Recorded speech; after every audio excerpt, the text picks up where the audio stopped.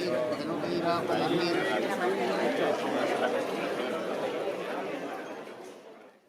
Buenos días. Estamos con don Gonzalo de Federico y Pérez, que es el actual presidente de la Asociación de Caballeros de Yuste, ¿no? Sí, de la Real Asociación. De la Real Asociación de Caballeros. ¿Cuántos años lleva de presidente? Pues 4.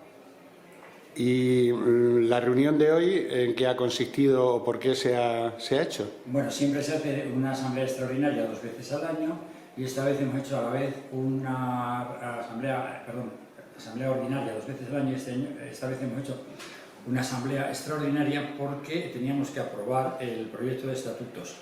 En la asamblea de octubre del año pasado se llegó a la conclusión de que teníamos que dar cabida en nuestra Real Asociación a las señoras.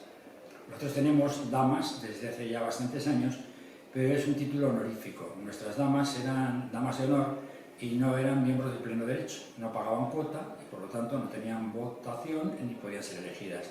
Entonces nuestro interés era que pudieran ser elegibles y electoras y que pudieran formar parte de la Junta de Gobierno si salían elegidas.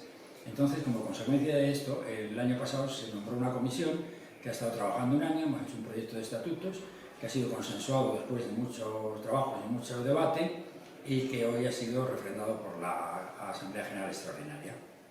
Muy bien. Creo que también han entregado unas medallas a algunos caballeros. Lo hacemos desde hace ya unos cuantos años, que es de las personas que han cumplido 30 años en la asociación como reconocimiento a su fidelidad, por así decirlo.